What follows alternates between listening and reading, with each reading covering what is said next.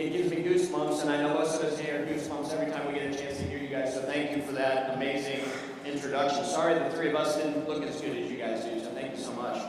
You know, we're here today to celebrate something that happened about 200 days ago, but I also want to tell you, we are 163 days away from the 108th running of the Indianapolis 500 presented by Cambridge, and Josef Newgarden's first opportunity to defend that championship. But today, we are here to talk about those things that happened 200 days ago when Josef ended up in the grandstands, which was pretty crazy, and celebrating his first Indianapolis 500 after 12 attempts. First of all, I want to thank the folks here at the Stutz building. This is an amazing setting. Turner Woodard, who used to own this and saw this building as a dream when it was falling apart, has moved it on to the next group of ownership, and I want to thank Turner and the folks here at Stutz for keeping the tradition and the history of the Stutz building, the Stutz automobile alive, and it's so cool to be able to be here today doing that. So thank you very much, everybody at the Stutz. And Turner, I know he and his wife are here as well.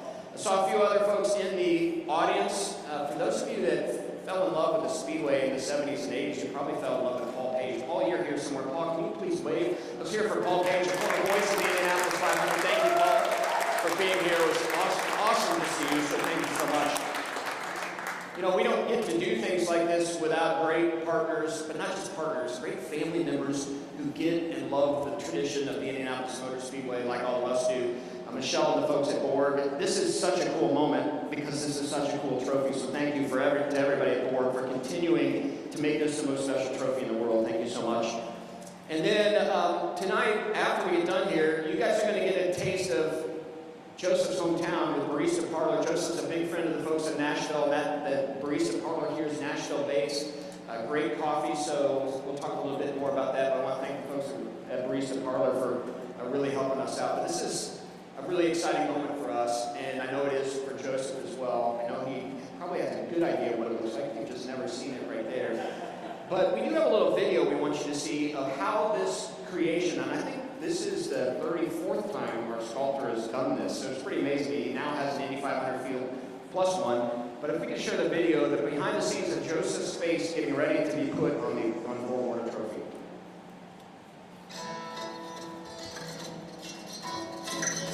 We took those photos the day after the race, and I did this study, which is a work in progress. And when I finish this, I'll do the smaller one. But this is what we've got so far. Oh, wow. That's awesome. So how does this guy get cast into the trophy? I do really the same process in a different kind of clay, the actual size. There is no trophy like this. There really is. It's very special. Do you feel any pressure when you're on a project, especially one like Borg-Warner? You know, after, 34 years, I'm beginning to get comfortable with this one. I would assume, right? Yeah, I feel pretty confident. And, you know, I've been doing this for 50 years, so I think I got it handled. But it's a challenge, you know. These things are a challenge because you have to show so much in something that size. How cool, that's so cool to see. You know, I've seen other people go through this, but it's certainly different when it's your own. Yeah. I think it looks great. I bet it's an unusual experience to see yourself like that. It is bizarre. I've never looked at myself. Is that the face you shave for? I think so. It looks right.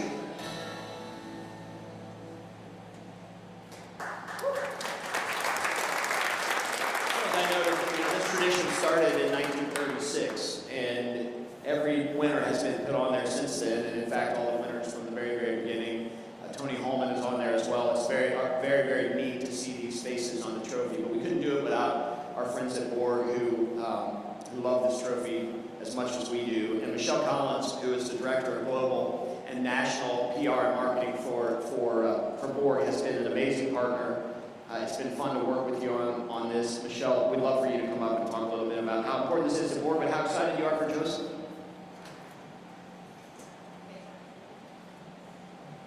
Hi everybody, thanks so much for being here today. It's really, truly my honor.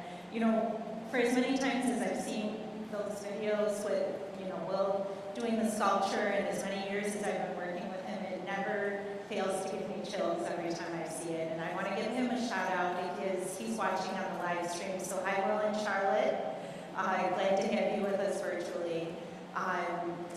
It's just something that's very, very special to Borg-Warner. The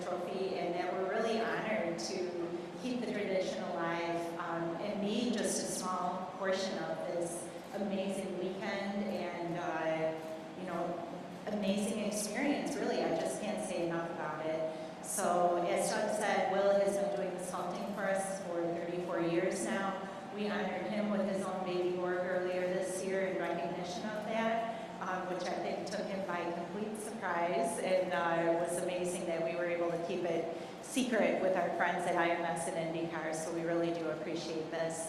As you may know, the museum is under renovation right now, so we're taking time to really put in some amazing things with the new exhibits, and I've seen Joe Hale here also from the museum, and some of our curators and trophy handlers there, so be sure to watch along on their social channels as well for the unveiling in April of 2025.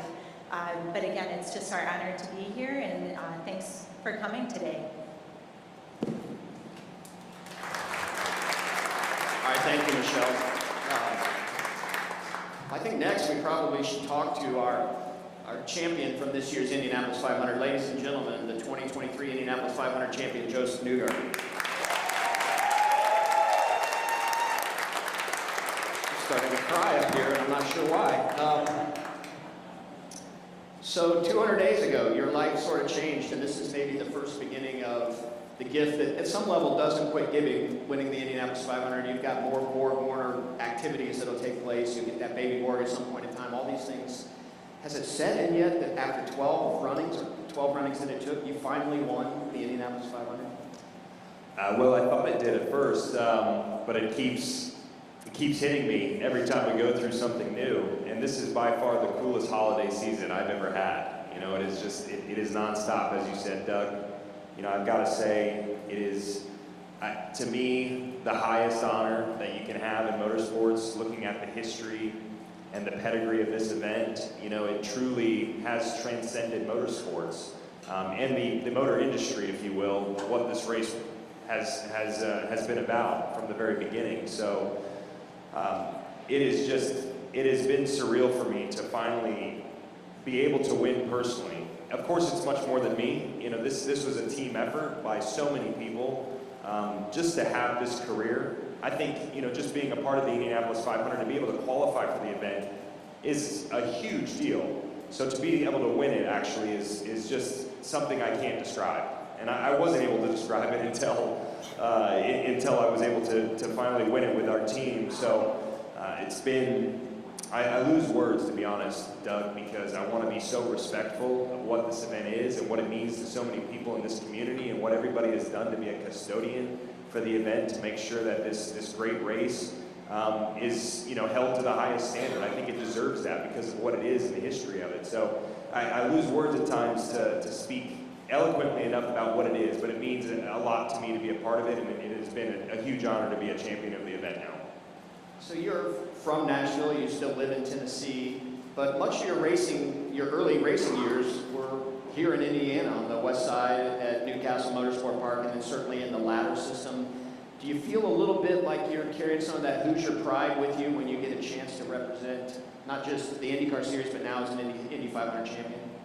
Yeah, Indiana has a very special place to me. You know, even Doug knows me probably much better than most people in this room know or know about, because I grew up racing with Doug's stepson, Connor Daly, and, you know, Newcastle, Indiana was really my home that I started racing at. And I wanted to be a race car driver one day. I didn't really know what that would look like. And Indiana was really the best place to go to for a driver like me when I was 13 years old and, you know, wanted to get involved with my dad. This was the place to go. And so naturally you see the Indianapolis 500, you learn about the history, the tradition. And I just remember spending so much time here, you know, dreaming about doing this for a living. You know, I've been at your house with Connor, you know, dreaming about being a race car driver when I was a young kid. So to fully get here and have the chances that I've had, I can never repay that, you know, to so many different individuals. But I definitely carry that Hoosier pride in a lot of ways. I love when I meet people from Indiana or people that have family from Indiana. You meet them all over the world, and as soon as you talk to them and you hear they're from Indiana, they know exactly what the Indy 500 means and the significance of it, and they speak so pridefully about it. And everybody that's been here knows exactly what that means and why the Indy 500 is so special. So I feel like I'm a part of that community, and I want to spread that message, and that's why I say it's important for all of us to make sure that we honor this event and try and elevate it every single year, because it deserves that with the history that it has. So absolutely, you know, the Hoosier heart is definitely in there with me.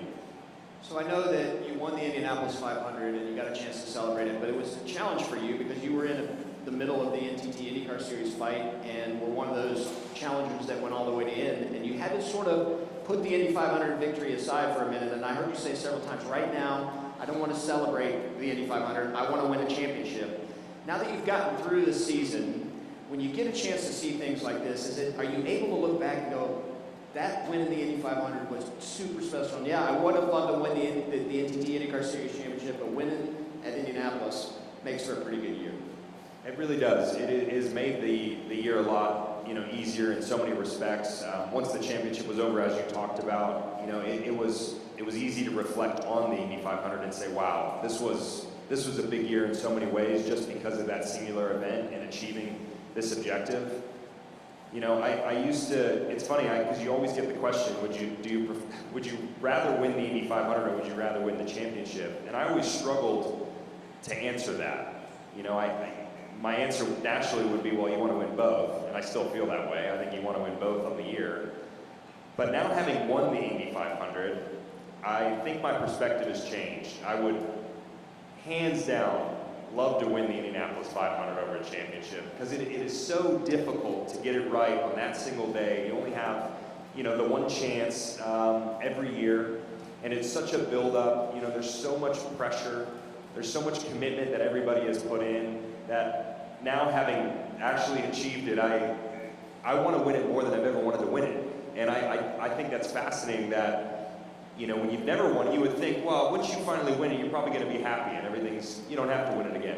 When you win the race, you'll never want to win it more in your life after winning it. It's crazy that the effect that it has on you. So I can't wait to get back here in May. I want to do it again, and I want to be better than I was last year. And, Indianapolis just has that effect on you. So what makes the Indianapolis Motor Speedway and the Indy 500 so special are traditions like the Borg-Warner Trophy, but really it's the traditions that those 330,000 people bring to the Speedway, their own family traditions. It is all about the fans. Our traditions don't exist but for the fans. You created almost an unbelievable thank you to those fans who make a huge commitment to spend their whole day at the Indianapolis Motor Speedway, fight through the traffic, both coming and going, all the things that they go through. I've never seen a gift from a driver. I thought Elio gave the perfect gift, running down the front stretch. You kind of took it to another level. Talk a minute about what that moment was like when you won the Indy 500. You didn't celebrate with your team first. You took it to the people that make the Speedway special, those 330,000 fans. I must say, Doug, I have dreamed of that moment. I have. It's impossible to not think about, what would it be like if you actually win the race. And, ever since I started coming here in 2012 to actually race the event, I just thought it would be the coolest thing ever to be able to go into the crowd. Elio really set such a standard. When he climbed the fence, there's not a person that I've met that's more infectious, that's more heartfelt and passionate than Elio Castroneves. And everybody knows him as Spider-Man, and he had such a cool tradition that he created. And I thought, well, I don't want to climb the fence. I want to go through the fence. I want to see the crowd. I want to see the people. There is nowhere else in the world in sport like the Indy 500. You do not have the emotion, the commitment, the magnitude. The amount of people that are there that day is indescribable. It doesn't translate through TV, even though it looks pretty impressive on TV. You still don't get the perspective that you have when you're there in reality. And so I just always felt like that would be the coolest way to win the race. I knew exactly where I was going to go. As soon as I crossed the line, everyone went quiet too. I was trying to talk to the team, and they wouldn't answer me back. So I thought, no problem. I know exactly where I'm going to park and where I'm going. And it was a really cool moment for me personally, just to be able to soak that in and to be in the crowd. It didn't go exactly how I thought it was going to go, Doug, to be honest with you. In my head, I thought, well, I'm going to go through the fence. I'm going to celebrate with everybody, and then I'm going to go to the top of the stands, the very top. And I didn't get even close to the top. It just wasn't going to happen. There's a lot of people, and I got a little bit nervous at one point. But we got back to the front straight, and it was great. And the fans here they're just different. It's a culture that you can't describe. The Indy 500 is so special to everybody that's from Indiana, and it's understandable when you see it and you finally experience it in person. There's one thing I want to say too. I don't want to be cheesy tonight, and I know I probably am recently, but I don't want to overstate this. I said this at the banquet, and I mean this. There is no bad seat at the Indy 500. It doesn't matter where you're sitting or what your job is or what your title is. We all make the event what it is at the end of the day. There's plus 1,000 people there. And without all of us, the Indy 500 isn't, the greatest spectacle in racing. So I have that perspective years now, having been a part of it, and I just think we should all be proud of making it, what it is on the day. So I'm honored to be a part of it. It is the coolest race in the world. We can't beat it.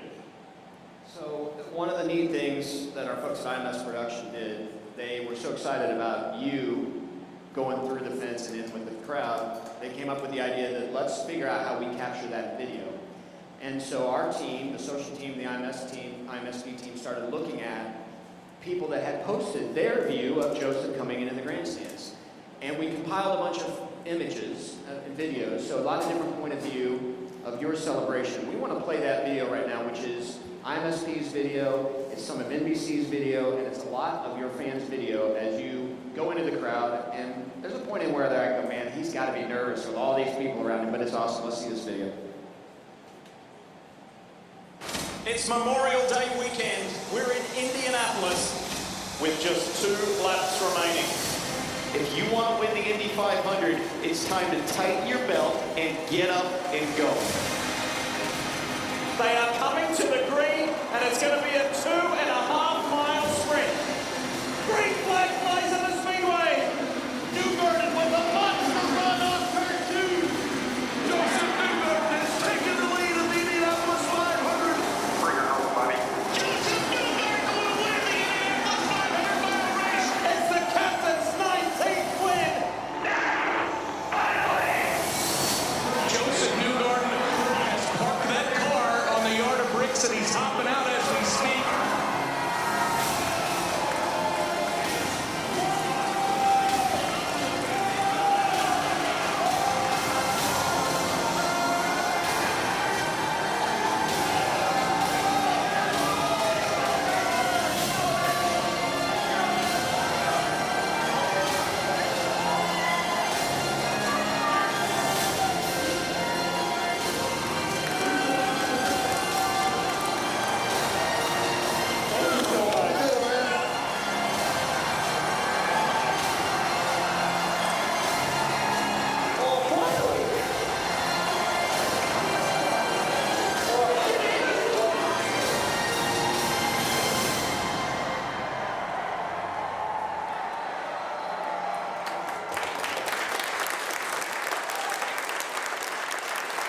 In the words of Allen Jr., you just don't know what Indy means, but that is a great way really to see what it means. Last lap pass, it's only happened 3 times in history where we've had a last lap pass for the win. Very cool that you could give Roger his 19th. You saw Roger on the top there. Roger stays out of race control, he stays off team radio, he stands up there and paces back and forth, and that was a really cool way for him to celebrate. But now it's time to celebrate you and celebrate our history with Borg. So Michelle and Joseph, if you could take your positions at the Borg-Warner Trophy, we are getting ready to show Josef Newgarden his face on the Borg-Warner Trophy for the first time. You obviously saw the big sculpture.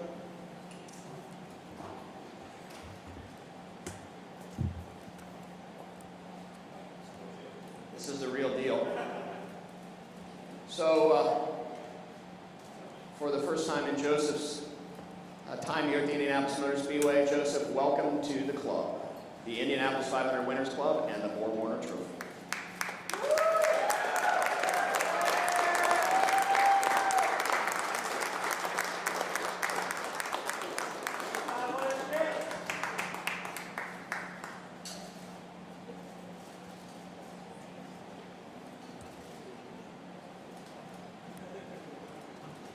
Hey, Joseph. So first thoughts there, what's that look like? Well, it's smaller than me. No, it looks amazing. The work that goes into this is obviously, it's intimate. It's very precision, and I don't know another just like this race as a whole. I don't know another trophy like this in sport anywhere. There isn't. It's just another specialty to what the Indianapolis 500 represents. So, everybody at Borg-Warner, what you guys do to carry the tradition. I mean, you've carried this tradition for so many years. So I think we're all custodians. That's what I was talking about. We're all custodians of this event with, a duty to carry it forward and make it bigger and better every single year. So just to be up there and know that it's not going to go away, at least that's the way I understand it. It stays there forever. That is highest honor, Doug, the highest honor. Well, congratulations. Let's hear it one more time for Josef Newgarden. And Michelle, Joseph, give Michelle the mic one more time. I know you get to do a lot of cool things with Borg-Warner on a global scale, not just around racing, but how cool is this moment for you in your annual schedule of things you get to do? This is probably one of the most fun things that I do all year. I feel so honored, and I've learned so much personally just through this job and over the last 10 years of doing it. But it's just so exciting just to see the drivers' reactions, the gratitude, what an impact it has on them. Just warms my heart, and I know everybody else in the company too. And we just really feel honored. I mean, like you said, there's really nothing like this. Absolutely nothing like this. And to be just a small part of it, like I am able to, is truly an honor. And everybody to meet and be with everybody at not only IndyCar but also at IMS, at the museum, the drivers. Everybody is so humble. I've never met anybody there that I dislike. All working together, like you said, to be stewards of the greatest race in the world and the most exciting weekend, in my opinion. So we're honored. And the greatest trophy in the world. The greatest trophy in the world too. We're honored. Oh yes, as Steve pointed out, Joseph's birthday is next week. So no, hopefully this is an early present for you. So He doesn't need anything else. He doesn't need it. and Except another one. we're looking forward to being able to give you the baby Borg soon, and then you'll have that in perpetuity. Well, let's hear it one more time for Borg and their continued support of this amazing tradition. So with that, we are going to keep Joseph and Michelle up here. We're going to do a few photos, but I want to thank everybody at the Stud Center one more time for allowing us to do this here. What a great place. The history of Indianapolis, the history of Indiana, the history of the automobile, a lot of it started right here. Early days of the Indianapolis Motor Speedway. A lot of those folks who are on that trophy have spent time here in the Stud Center. So thank you for hosting us, everybody here at the Stud Center. And Barista Parlor, thank you so much for allowing us to continue